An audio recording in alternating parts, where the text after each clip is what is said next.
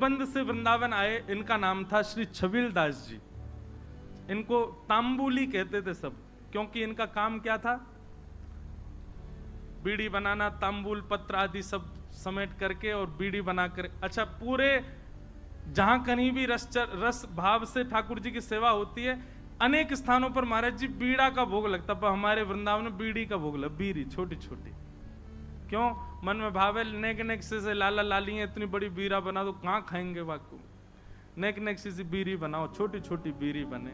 हमारे वृंदावन में नंदगांव जाओ और कहीं जाओ, इतने बड़े बड़े बीड़ा रहे, बीड़ा बीड़ी समझ रहे हैं ना? कैसे कहें बाबा जा, ये नहीं है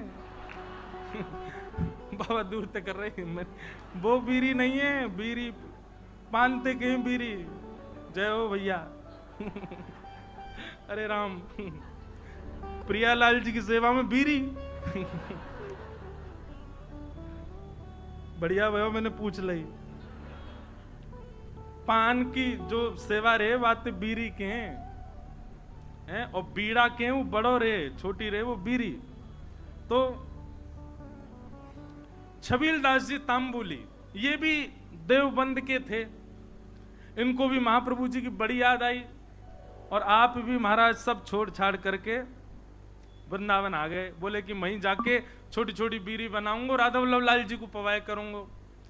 आए, आकर के महाप्रभु जी के चरणों में प्रणाम किया, और प्रणाम करके कहा मुझे सेवा प्रदान करो। बहुत ध्यान से सुनना सब लोग। महाप्रभु जी बोले क्या सेवा करोगे? बोले हम पे तो एक ही काम आवे, बीड़ी बनावेंगे, प्रियालाल जी आप बनाओ। बोले ऐसी बीड़ी बनाओ जो मुख में जावे के बाद भी लाल जी को श्रम नहीं करना पड़े, अपने आप ही घुल जाए करे। महाराज जी कितना विचार हमारे ब्रजमंडल में किया जाता। आप कभी दाऊ जी जाओगे ना, दाऊ जी वहां श्री बलराम जी का मंदिर है।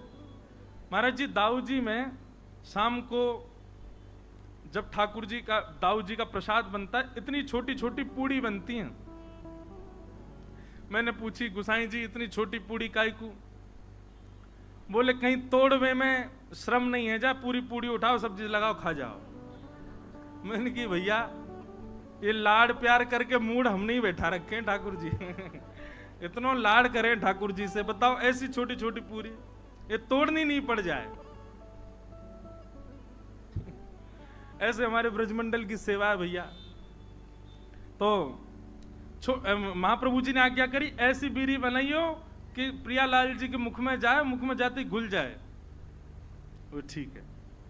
अब तो महाराज वो इसी भाव में बीड़ी सिद्ध करता था, पानों को रात में भिगोता, उनको बिल्कुल नरम सा बना के वही सामग्री भीतर, वो भी निधान महाप्रभु जी ने बताया क्या क्या सामग्री जाएंगे, उसके अलावा कुछ नहीं। बिल्कुल भी ऐसा ना हो कि मुख में जाकर के थोड़ा भी श्रम करना पड़े। रोज बीड़ी बनाता, चांदी के बढ़िया सुंदर पात्र में उनको भर के लेके जाता, और सेवा में जाकर के श्री राधा वल्लभ लाल जी की सेवा में पधराता। एक बात बताएं आपको, ठाकुर जी के जितने भी अधरामृत हैं उनमें सर्वश्रेष्ठ है बीड़ी। क्यों? बाकी को अधरामृत महाराज जी ठाकुर जी पामे, पर बीड़ी को भोग ऐसा है ठाकुर जी क्या करें, वाकु पामे और मुख से लगा करके अधरामृत को स्पर्श करा करके तब वाकु पधरा दे। नेक नेक पामे, एक बीड़ी तो नेक लियो, दूसरी तो या को मतलब यह है कि मुख्य अधरामृत ठाकुर, वैसे तो सब कछु है पर बीड़ी में विशेष ठाकुर जी को अधरामृत को भाव रहे।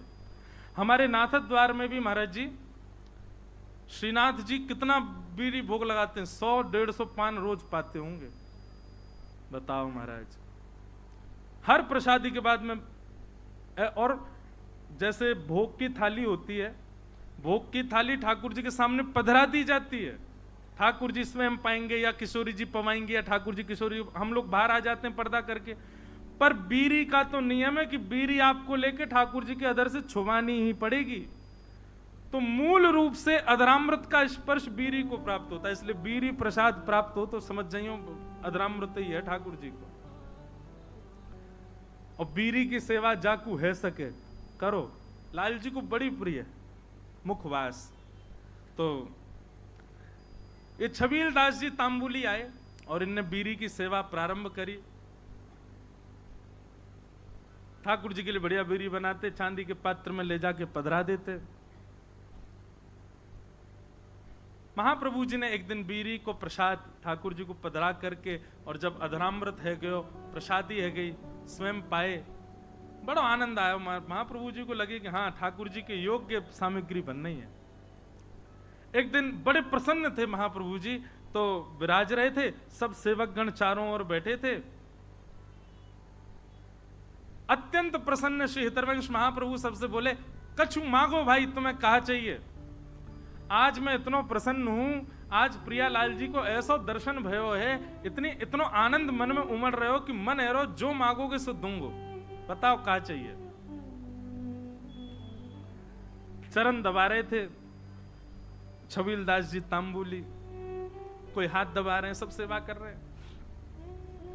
हाँ भाई तांबुली छबीलदास, तू बता कहा चाहिए। तेरी बीरी पाई, बहुत बहुत स्वाद, और बिल्कुल ऐसा लग रहा हो कि हाँ प्रियालाल जी को सुख मिलता होगा, बता कहा चाहिए।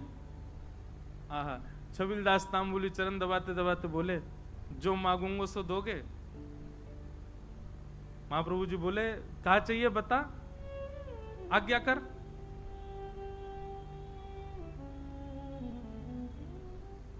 सावधानी से सुनो, बता कहा चाहिए।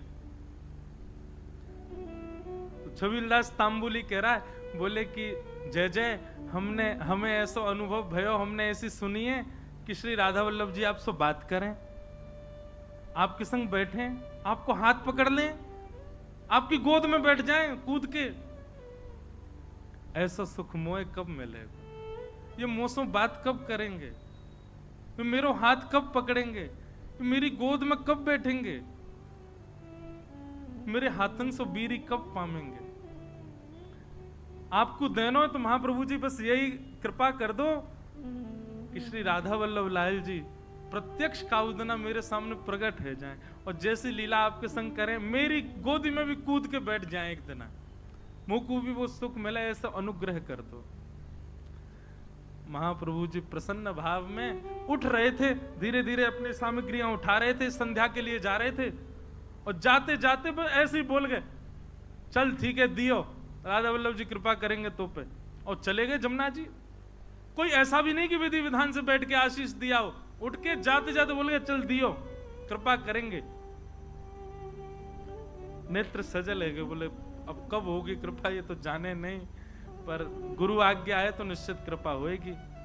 स्नान ध्यान करके वो भी बीरी की सेवा तैयार सिद्ध करने लगो, और बीरी सिद्ध करके महाराज जैसे ही लेकर के राधा वल्लभ जी मंदिर में आयो, संयोग से कोई भी नहीं मंदिर में, अकेलो छबीलदास तांबुली बीरी भोग लेकर के भीतर गयो, ढूंढन लगो कोई सखी मिले, सहचरी मिले, कोई सेवक मिले तो दम भैया अंदर पधराए दो। जैसे ही समीप गयो तभी कहा, देखो युगल सरकार दोनों एक दूसरे गले में गलवैया डाले, अपनी एक एक कमर पे हाथ धरे, और मंद मंद मुस्कुराते भय अपने एक दूसरे के प्रति ऐसे शीश झुकाए करके, और वह तांबुली को देख करके मंद मंद मुस्कुरा रहे हैं, और मंद मंद मुस्कुरा करके श्री जी इशारों कर रही हैं, इतकुआ अब तुम। अच्छा एक बात, हाँ वो तो बताना भूल ही गया मैं, जब उसने महाराज जी महाप्रभु जी से यह आज्ञा मांगी कि आप ऐसा अनुग्रह करो कि प्रियालाल जी मुझको प्रत्यक्ष दिखें, तब महाप्रभु जी कह में सह पाएगा उनके स्वरूप को। वो अगर प्रकट है गए तो उनके स्वरूप माधुरी, रूप माधुरी को झेल लेगो ना, झेल लेगो तो को आशीष दूंगो। तो वहां ने कही, रूप देखने के बाद झेलनो ही ना है, प्राण निकल जाए, बस रूप दिख जाए एक बार, वाक्य बात। अच्छा, क्योंकि एक बात बताएं, सहचरी भाव में और अंतरंग भाव में प्रियालाल जी तो अपनी लीला करते हैं, आपको तो बस प्रवेश मिल जाता है, और कहीं उनकी छवि देख करके आप बेहोश हो गए तो कई जगह महाराज जी हमारे वृंदावन रस रीति में उसको अपराध माना जाता है। आपने जरूर अपनी गुरु निष्ठा में कोई कमी छोड़ी होगी, जरूर अपनी निष्ठा भाव, इसीलिए आप उस छवि के भाव को सहन नहीं कर पाए। इसलिए महाप्रभु जी ने कहा, झेल लेगो, झेल पावेगो स्वरूप को। छबीलदास बोलो आप कृपा करोगे, तो सब संभव है जाएगा। तो महाप्रभु जी कहेगा हाँ ठीक है, होगी कृपा। आज जैसी आयो, और आज महाराज बस थोड़ी देर पहले की बात है, महाप्रभु जी कह के गए कृपा होएगी, इतने में ही वो बीड़ी लेके आयो, इतने में तो कृपा है गई। प्रिया प्रियतम साक्षात खड़े वहां के सामने, श्री जी इशारा कर रही है इतकुआ। छबील दास के 2 बार तो नेत्र बंद भये, हाथ पाम वाके होश में नहीं, ठंडो पड़ गयो पूरो, कभी इतकू जावे कभी उतकू, बस गिरवे ही वारो। इतने में ही माने महाप्रभु जी को स्मरण किया, हितवंश महाप्रभु को स्मरण करते तुरंत चेतना आ गई। मानो गुरु ही कृपा करके ये बल दे रहे हैं कि प्रिया प्रियतम को देखो, उनकी बिना कृपा के देखे ही नहीं पाओगे वह स्वरूप को। छबील दास सामने खड़ो है, अब कहां बोले ठाकुर जी से। ठाकुर जी तो मंद मंद मुस्कुरा रहे हैं, श्री जी कह रही जोर से मत मुस्कुरा दी, प्राण निकल जाएंगे आके। ऐसी छवि ठाकुर जी की। ठाकुर जी बोले खड़ो ही रहेगो, कछु करेगो भी। छबील दास बोलो मुंह पे तो कछु आ भी ना, कहा करूं जय जय। बोले कहा करूं कहा, वो दूर डिबिया लेके खड़ो बीरी की, इतकुआ बीरी पवा। अब वो गयो महाराज, हाथ पाम कांप रहे वाके, ऐसे डिबिया खोल के और ठाकुर जी के आगे पधराई दी। ठाकुर जी बोले बाबर ही है बिल्कुल ही, अरे निज करसों उठा बीरी और मुंह में पवाए दे, इतना विलंब काहे को करे। जैसी बीरी उठाए करके ठाकुर जी के सन्मुख करी, ठाकुर जी इशारों के नहीं, पहले श्री जी को पवाए। श्री जी ने बीच में से बीरी आधी तोड़ करके मुख में लाई, बोले अब अधरामृत मुंह को पवा। जैसे ही पवायो महाराज, वो छवि निहार करके कौन सुध में रह सके। बस वहीं वह छवि को देखतो प्रिया प्रियतम लीला कर रहे हैं। अद्भुत छवि को दर्शन करते करते छबील दास तांबुली ने वहीं प्राण त्याग दिए, ठाकुर जी में विलीन है गए। बोलो श्री राधा वल्लभ लाल की। क्या समझ में आई बात? भजन के प्रताप से, आपके भाव के प्रताप से कभी प्रिया प्रियतम दिख भी गए तो देखवे की सामर्थ्य और वास में कहा करनो, ये सामर्थ्य भी गुरु प्रदान करेंगे। या हमारे गुरु शरणागति लो भैया, गुरु आज्ञा के बिना या गुरु कृपा के बिना प्रिया प्रियतम दिख गए तो हम झेले ही नहीं पाएंगे। और फिर क्या फायदा वास स्वरूप को देखवे को, जाके काजे हमने सबका चुकियो, वही के प्रति हमारा भाव नहीं रह पाया। ऐसे श्री हितवंश महाप्रभु ने कृपा करके दर्शन कराए। जय जय राधा वल्लभ हित हरि